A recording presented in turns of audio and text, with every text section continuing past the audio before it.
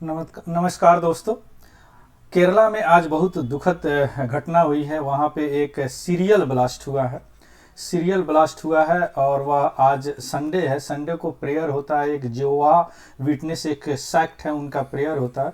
उसमें एक ब्लास्ट हुआ है और एक सीरियल ब्लास्ट हुआ है जिसमें एक की मौत हो गई है और लगभग मोर देन 40% अभी तक, जो जब मैं वीडियो रिकॉर्ड कर रहा हूँ अभी तक उसमें इंजर्ड है।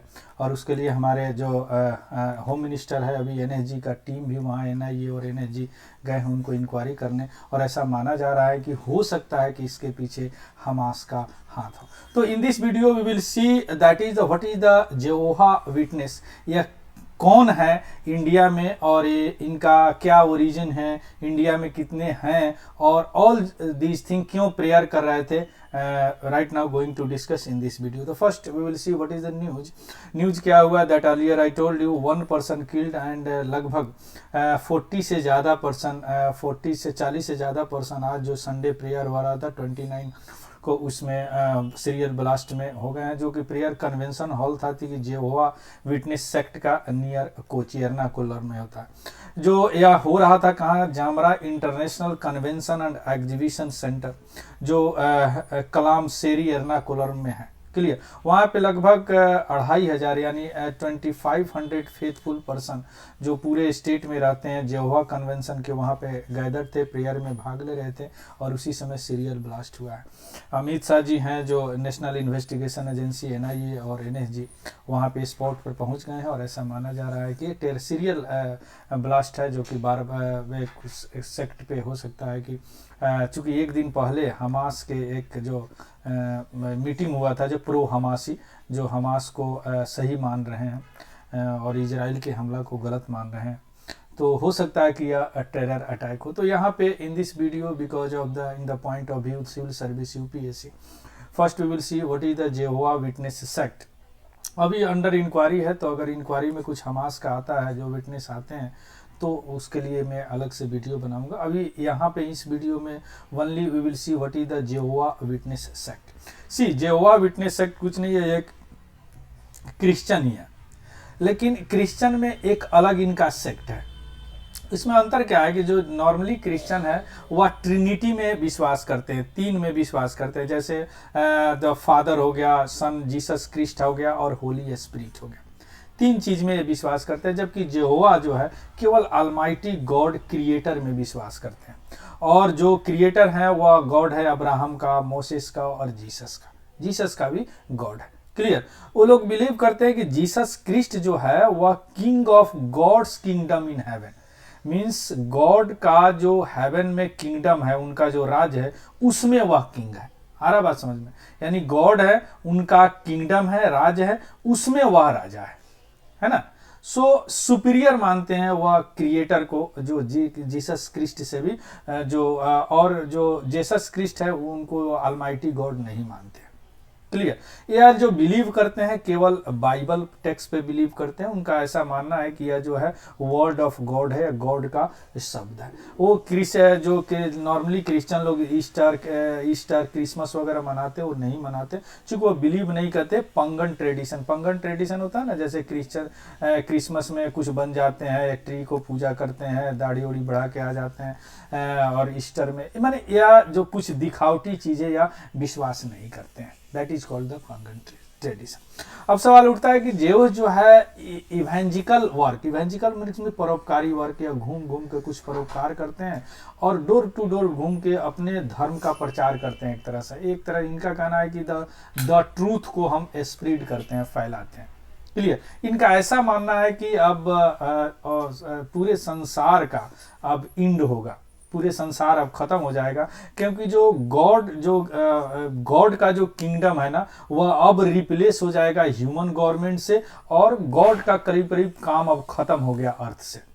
यानी अभी गॉड का किंगडम है अर्थ, अब गॉड का काम खत्म हो गया। वो ह्यूमन को इतना होशियार बना दिए, रैशनल बना दिए, अब यहाँ से वो चले जाएंगे, दुनिया खत्म हो जाएगा। अब जो दुनिया आएगा that is called human government, है ना। यानी गॉड का काम खत्म होगा, accomplish God's purpose for the earth. अब इनका ओरिजिन थोड़ा सा देख लेते हैं ब्रीफ में। इनका ओरिजिन जो है एक बाइबल स्टूडेंट मूवमेंट हुआ था 1870 में, वहाँ से, जो कि चार्ल्स डेज रसेल नाम के जो पेस्टर थे, अमेरिकन पेस्टर थे, उन्होंने चलाया था। या तो यहीं से इनका ओरिजिन है, यहीं से जेहोवा विटनेस आए हैं। जेहोवा विटनेस का एक अपना गवर्निंग बॉडी है जो कि न्यूयॉर्क में है, वारविक न्यूयॉर्क में।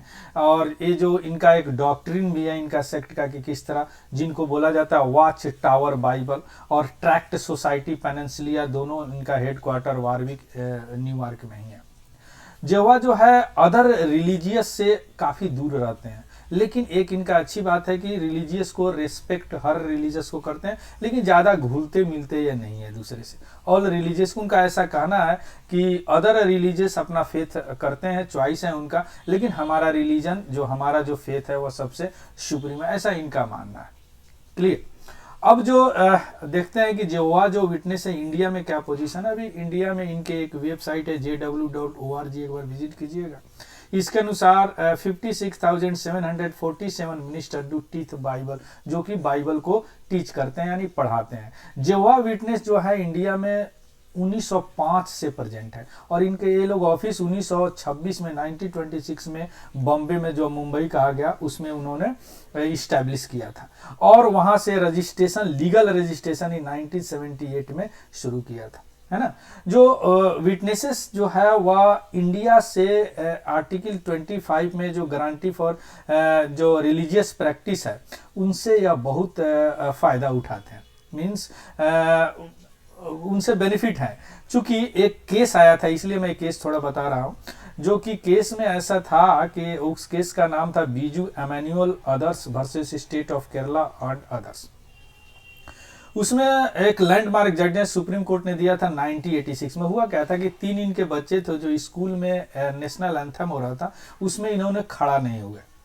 यानी नेशनल एंथम में वेकअप पोजीशन होना चाहिए, खड़ा होना चाहिए, एक रिस्पेक्ट है। और ज्वाइन नहीं किए, जो नेशनल एंथम जो गाया जा रहा था उसमें इनके ज्वाइन नहीं किए। बाद में बहुत सारा विरोध हुआ तो सुप्रीम कोर्ट ने प्रोटेक्ट किया कि जो यह ज्वाइन नहीं किए हैं और इनको फोर्सली ज्वाइन करना, एक तरह से इनका आर्टिकल 25 जो कॉन्स्टिट्यूशन में दिया गया है, जो फंडामेंटल राइट टू रिलीजन है, इसको वायलेट करता है। क्लियर। चूंकि वह खड़े नहीं हुए थे, सिंगिंग वो गाना नहीं गाए थे, यानी उसका रेस्पेक्ट नहीं कर रहे थे, बोले थे कि नहीं मैं गाना नहीं गाऊंगा, बिकॉज मैं जो अल्टीमेट गॉड है उन्हीं को मैं मानता हूँ। क्लियर। सो इस तरह आर्टिकल 25 इनको प्रोटेक्ट करता है। यही लोग जो है, जो अभी जो थे, इनका प्रेयर था, संडे को प्रेयर होता है नॉर्मली क्रिश्चियन का, यहीं पे सीरियर ब्लास्ट हुआ। ठीक एक दिन पहले इसके हम प्रो हमासी लोग का एक मीटिंग हुआ था, और इसमें हमास के एक कमांडर हैं जो केरला के हैं, जो भी टर्की में है, वो भी जो वर्चुअली इसमें शामिल हुए थे। तो ऐसा माना जा रहा है कि हो सकता है मे बी इसमें हमास का ही हाथ हो या प्रो हमासी का ही हाथ हो, क्योंकि इंडिया जो है पब्लिकली जो इजराइल को साथ दे रहा, लेकिन हमास को फिलिस्तीन के साथ इंडिया का है अपना थोड़ा सा सहानुभूति है, but Hamas is the terrorist, so इसलिए उनके साथ कभी नहीं देना चाहिए, और इंडिया का स्टैंड क्लियर है, वो दे भी नहीं रहा। क्लियर। तो अब अगर इसमें कोई नया इन्वेस्टमेंट, जो एनएसजी गए हैं, एनआईए टीम गए हैं, अगर कोई नया निकल के आता है witness that is behind the Hamas, तो उसके लिए मैं अलग से वीडियो बनाऊंगा। क्लियर। सो इसमें बहुत सारे क्वेश्चंस आ सकते हैं, जेहोवा विटनेस क्या है, और all these things in the PT and mess. So thank you. So this is all about the video. So thank you and happy learning. अगर पीडीएफ इसका चाहिए तो मेरे टेलीग्राम चैनल पर इसका पीडीएफ आपको मिल जाएगा, आप डाउनलोड कर लीजिए। So thank you and happy.